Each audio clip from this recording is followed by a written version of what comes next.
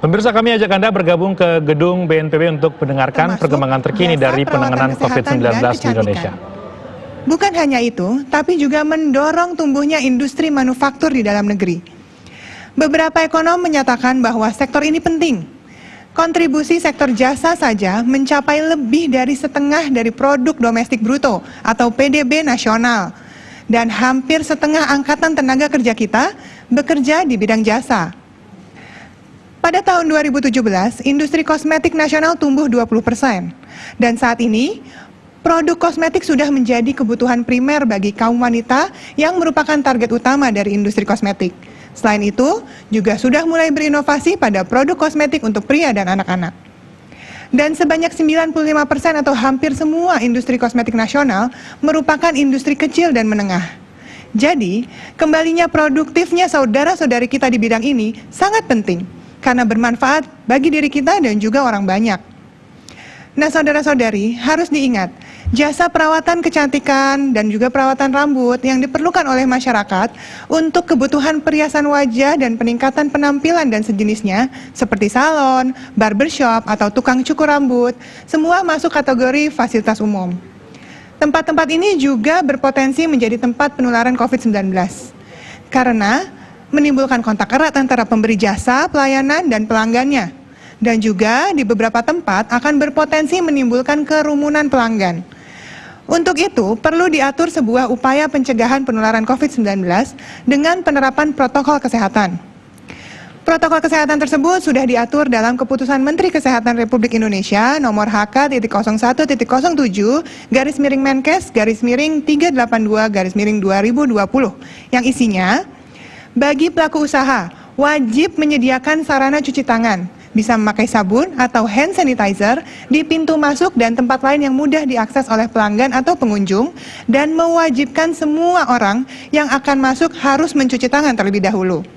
Kemudian bagi pengelola salon atau barbershop atau jasa perawatan kecantikan lainnya, harus melakukan pemeriksaan suhu tubuh di pintu masuk.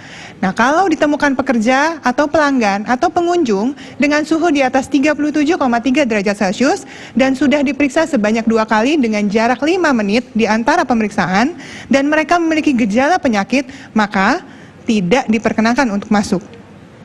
Semua pekerja wajib mengenakan alat pelindung diri berupa masker, pelindung wajah atau face shield, atau pelindung mata, dan juga celemek selama mereka bekerja. Sedangkan untuk pengunjung, semua wajib menggunakan masker. Dan ingat, tidak boleh dilepas selama perawatan berlangsung. Kemudian dianjurkan tidak ada peralatan yang digunakan secara bersamaan, seperti handuk, celemek, atau alat potong rambut, dan lain sebagainya. Kalau ada alat yang harus dipakai secara berulang, maka harus disanitasi. Peralatan dan bahan tersebut itu dapat dicuci, bisa menggunakan deterjen, atau disterilkan dengan desinfektan. Kemudian ingat bagaimana caranya agar menjaga kualitas udara di tempat usaha atau tempat bekerja dengan mengoptimalkan sirkulasi udara dan sinar matahari yang masuk, termasuk pembersihan filter AC dengan rutin, seperti pesan saya beberapa hari yang lalu. Kemudian jangan lupa mengupayakan pembayaran secara non-tunai atau cashless dengan memperhatikan disinfeksi untuk mesin pembayaran. Nah, kalau harus bertransaksi dengan uang tunai, cuci tangan dengan sabun dan air mengalir atau minimal menggunakan hand sanitizer setelahnya, itu harus dibudayakan. Bahkan, budaya cashless ini sesuai loh dengan Gerakan Nasional Non-Tunai atau GNNT yang dicanangkan oleh Bank Indonesia sejak Agustus 2014. Semuanya juga harus memastikan bahwa seluruh lingkungan jasa perawatan kecantikan atau rambut dan sejenisnya dan juga peralatan yang digunakan harus dalam kondisi bersih. Dibersihkan dan disinfeksi secara berkala setiap sebelum dan setelah digunakan, terutama pada bagian-bagian permukaan meja, kursi, pegangan pintu, dan peralatan lain yang sering disentuh oleh orang lebih dari satu. Dan yang paling penting, kita mesti budayakan juga kalau di dalam salon atau barbershop atau tempat perawatan kecantikan lainnya, kita harus menerapkan jaga jarak minimal 1 meter. Pada saat antri mau masuk, membayar di kasir, atau setelah selesai keluar, pengelola harus memberikan tanda di lantai. Dan kalau memungkinkan, ada pembatas antara pelanggan dengan pengunjung atau kasir yang berupa pembatas plastik atau kaca. Pengaturan jarak antar kursi yang ada di salon atau ruang cukur dan lain sebagainya juga harus diatur, minimal 1-2 meter, dan tidak saling berhadapan atau harus dipasang partisi, seperti dari kaca, mika, atau plastik. Dan sebaiknya membatasi jenis servis di salon, dengan waktu servis maksimal 120 menit per orang.